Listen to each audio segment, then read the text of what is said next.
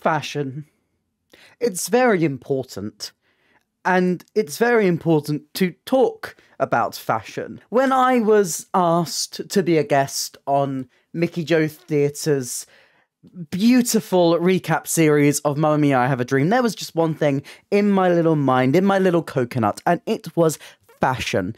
I was looking at these outfits and I was thinking, that's pretty cute. I was like, I'd wear that. And some of them I was like, no, thank you. And this kind of snowballed into, you know, fashion being my brand, which is very weird because I'm not that fashionable. But, you know, when people put a brand on you, you take it. You take it and you run with it. So today, I feel like I've missed talking about fashion a little bit. So I've decided that it's time to talk about the most fashionable and least fashionable musical theatre characters. And how are we going to do this? Oh, how are we going to do this? It's a chaos tier list. I don't think you should be surprised. I don't know. Today, I am going to rank musical theatre characters based on their outfits.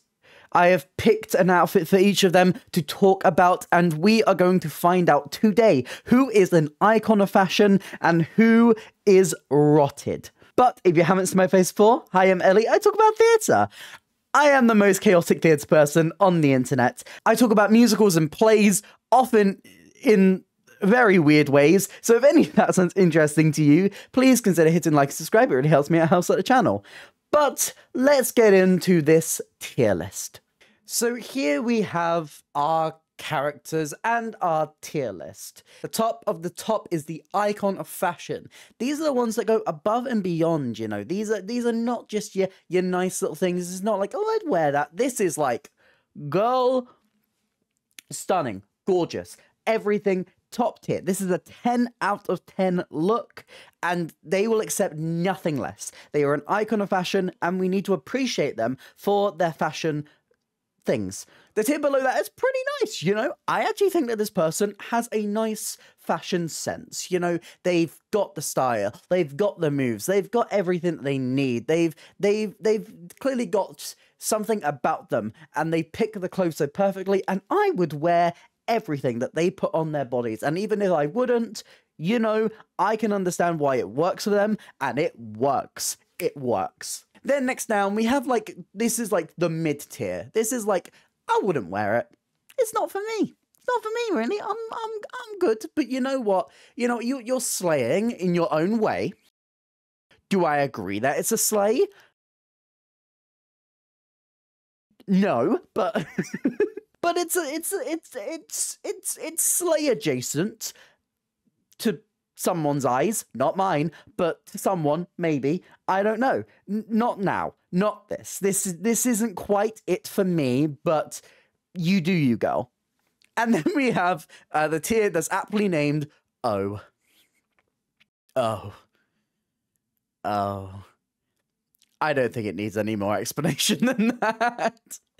So let's start ranking these characters, going in alphabetical order. Let's start with the UK version of Amelie. Amelie kind of low-key slaying the fashion game. Can we get a moment of appreciation for Amelie's looks in the UK version of Amelie? She is fashion. She knows what she's wearing. Like the red jacket, she's got a color scheme. And you know what? That's something I appreciate. When I'm looking at fashion, I appreciate someone who knows what color works best on them, what color flatters them. And Amelie knows that red, that's her whole gig. That's her whole life. She is here in the red skirt, which is like gorgeous and like pops right out. And then you have like the darker colors at the top, the red blazer. Oh, it's stunning. And like the shirt. She is gorgeous. I would put this, I don't think it's quite icon of fashion. I think she's got a lot of elements that I feel like work for her. I would put it in pretty nice. I would wear it. I honestly, if people ask me like what music theatre character I would like to cosplay, Amelie. I think I would really like the Amelie outfit. That would be pretty cool. That would be pretty cool. Beetlejuice. Now, look, could you say that Beetlejuice's outfit is iconic? Yes. And you know what? I appreciate the fact that he can change his hair on a whim depending on his mood. You know, he's versatile. We've got to give him that. Beetlejuice as a fashionista is versatile, but he's also rotting. There's also holes in the suit, and that's not fashion. And it's not in like a ripped jeans kind of fashion. It's like these clothes have been in your body since 1695. Like, girl, come on.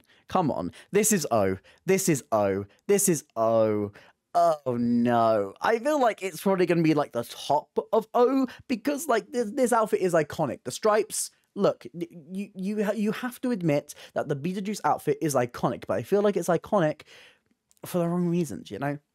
If it was clean, if it was like dusted up, if it was nice and fresh and new, if we were talking about Beetlejuice on the first day of his death, you know, he's only just, you know, passed away, RIP, then maybe it could get up to pretty nice. But this version, it's a no. Typically, I have a rule in these where I don't talk about characters that are based on real people, which is why there's a lot of musicals that I just don't talk about. I've kind of thrown that rule out a little bit because we're talking, I'm very much focusing on like the actual costumes of the characters.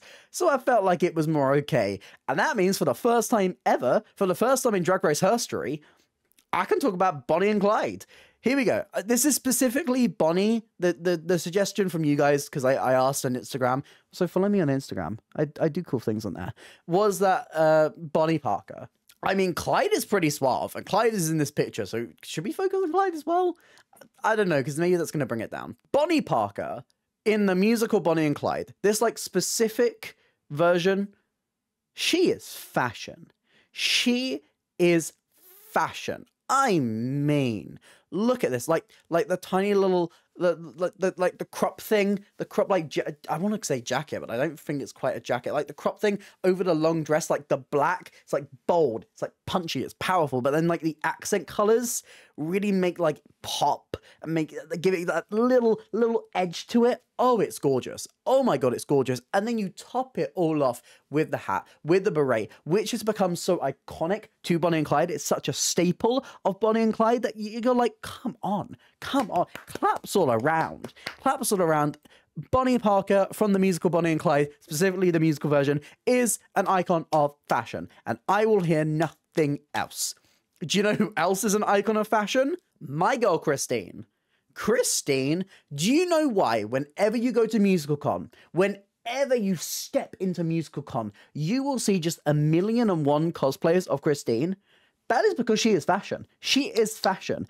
I mean, every single outfit, whether it is one that she's wearing on stage or one she's wearing off, is just so elevated, so camp, so high tier in its extravagance that you have to appreciate it. I mean, come on. You have like her masquerade outfit, which is like the Star Princess, and you're like, what? This is chaos and camp, and I love it. Then you have like Hooded Christine, which has like the blue color scheme to it, but then like the pops of red, which is beautiful and gorgeous and stunning. I adore it. You know, there's so many different versions of Christine that you can pull out. Even like the simpler, even like white dress Christine. Amazing. I do not think Christine has a single bad outfit in this musical, and she's going into icons of fashion. Next year for MusicalCon, I should join everyone and do Christine as well. Fiyero from Wicked. I didn't want to do the obvious. I didn't want to do Elphaba and Glinda, but somebody suggested Fiyero. Now, Fiyero ain't bad.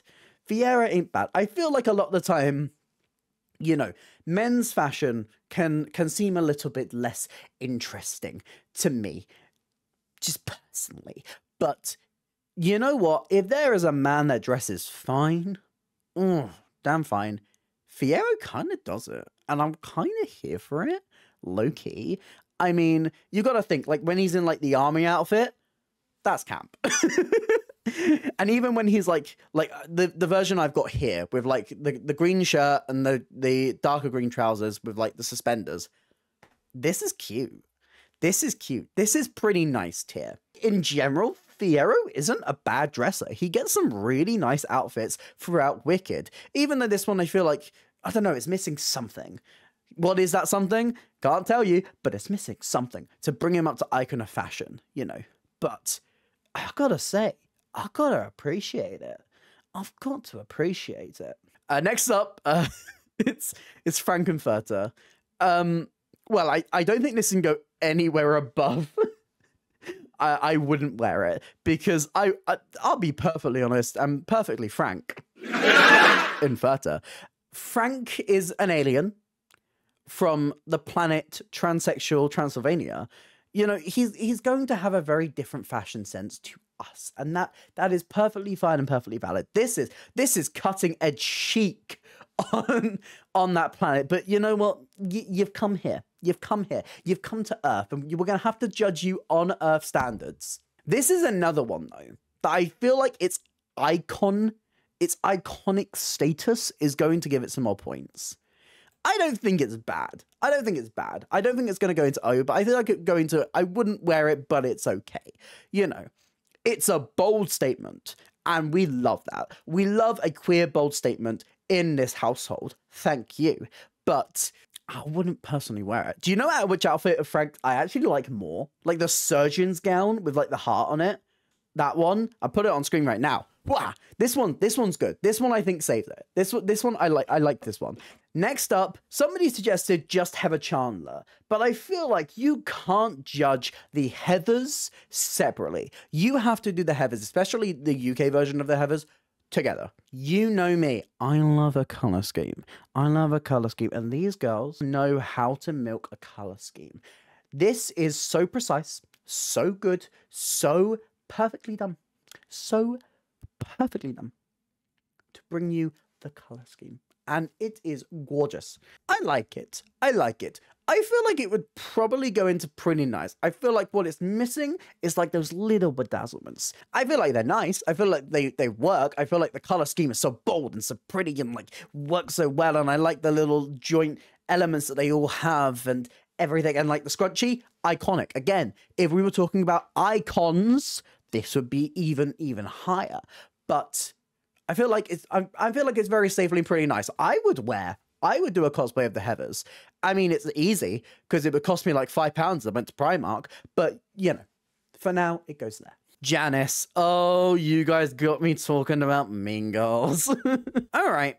You know what? If you're going to give me any character for Mean Girls, Janice is probably the one, when we're talking about fashion, who could probably actually get the highest. I feel like a lot of the Mean Girls outfits are just kind of like, okay, they're fine, they're cool. But Janice has an aesthetic, and we've got to give her props for that. The thing is, especially like her main outfit, I think it's a bit... I can't believe I'm about to say this because this feels a bit hypocritical coming from me and my very, very colourful... my very colourful wardrobe, but I feel like the jacket is a bit much. You know, I feel like you take away like 2, 3, 4 of those patches, and I feel like I would like it a little bit more. I feel like it would be more, I would be more up for wearing it, you know. But I think the aesthetic works on her. I feel like, you know, she's kind of got that grungy vibe. It's very 2000s though. It's still very 2000s. It feels very 2000s to me. I like it. I like it. Would I put it in pretty nice though? But would I wear it? Thank you, Willow. Thank you, Willow. I thank you for your input there. Thank you. Yeah, I feel like I'm gonna put it and I wouldn't wear it, but it's okay. It works. It works. It's nice. It's cool. But would I ever cosplay it? Probably not. Next up, one that I definitely would cosplay, and Juliet. Okay, icon of fashion. Icon of fashion. Every single outfit that Juliet has in And Juliet is just like, it just one-ups. It one-ups again, and it ones up again and again and again. She is so cute. I love like the blend of like the modern aesthetic with the Tudor. It's something I love about 6 as well, which is really funny that I haven't put 6 on this list. Sequel? Question mark? Who's to say? Like, I love this blending of the Tudor and the modern. It's so nice. It's so great. And Juliet is just perfect at it. Juliet is amazing. I feel like it's going to go above Bonnie Parker as well. I feel like it goes there. I feel like out of everything on this list so far, this is probably the one I would most likely wear myself. You know, I love this. I love the dress with the jacket. That's my favorite one. And like the pink color scheme. Oh, it's great. Oh, it's great. She looks great. She looks amazing, stunning, gorgeous, everything. 10 out of 10. But do you know who else is 10 out of 10? I mean, drag queen of the century, Lola. She's going up into the top tier as well. Oh my god, Lola has some outfits. And do you know what? I even quite like Lola's outer drag outfits in Kinky Boots. Get you a person who can give you both, who can slay the fashion in drag and can slay the fashion out. I mean, queen. Crown her. She is great. She is gorgeous. She takes a lot of care into her outfits. They're flashy and camp. It's so camp. I love it. She looks gorgeous every single time. Orpheus. Well, you know what? He tried. I'm going to compare this for a second to Fiyero. Look at Fiyero. Fiyero, the shirt is buttoned. It's nice. It's tight. It fits him very well and it suits him. You have the suspenders. It's nice. They're tight. It's got a color scheme to it. The trousers, they're very clearly tailored. Orpheus feels like it's got an idea there. And I don't hate the idea, but it just hasn't quite come together to something that I enjoy. I'm not a big fan of this costume. I feel like it works for the character of Orpheus. If we're talking about like that side of thing, if we're talking about does this outfit tell you who Orpheus is? Yes. I don't like it though. I wouldn't wear it. Yeah, it's better than the literally worn out suit. But yeah, I feel like it's going in O. Phantom of the Opera has 2 slots on this list because they really pulled out 2 very fashionable leads in the same musical. I mean, look, if we're talking about icons, and we can talk about icons forever and ever and ever, Phantom of the Opera has an iconic look. The mask is striking. It's bold. You know exactly this mask now. You know it. You know it because of the Phantom of the Opera. When you are driving the fashion by yourself, that gives you props. But even when Phantom switches it up, and he does, the start of Act 2, Masquerade, my lord, when he comes out in the red outfit with that new mask, the skull, it's so striking, it's so bold, but you know immediately that is the Phantom. You know immediately. Because it still matches that aesthetic, and you hear the striking music. That's Phantom. That's Phantom, baby. That's Phantom. My God, Phantom is a very, very snappy dresser. He knows. He knows what he's doing. He looks suave. He looks tailored. He looks fine as hell, if I do say so myself. And you know what? He's a ghost. He's dead. And his suit still looks as finely pressed as the day he bought it. Suck on that, Beetlejuice. Suck on that. He is... I can't believe how oversaturated the top tier is in this one, but he is an icon of fashion. All I ask of you is that you pull out some great outfits, and he did that. He did that. Phil Connors, this is fine. This is fine. Why did you guys suggest Phil Connors? What a boring suggestion. I mean, obviously, I need people to like fill out the tier. I can't just have the best of the best on her. You know, you gotta. Otherwise, that wouldn't be interesting, would it? So whoever said Phil Connors, thank you. It's fine. It's a suit and an overcoat and a scarf. Scarf's nice. It's fine. It's fine. It goes into the fine tier. Is absolutely fine. I mean, what are some alternate outfits that he has? I guess you could do the big fur coat with the sunglasses when he's in the diner. Like when he's in a diner with the big fur coat and like the vest. But that would probably go into O. Because man put some trousers on, for God's sake. Pierre? Oh my God, Josh Groban. Josh Groban in this photo, he kind of looks fine. He looks damn. I love this. I kind of love this. The waistcoat and like the gold color of it, I love it. And like the pattern going up the side. Oh, that's really nice. Then he also has like the big coat as well. Like the big Russian coat. It's very much that style and that period, but it just works. He looks damn fine. And maybe that's just because Josh Groban is a damn fine looking man, but he looks damn fine. I feel like I've put it above Fiero as well. I feel like it goes nicely there. Nicely there. And finally, we wanted to end this with a fashion icon.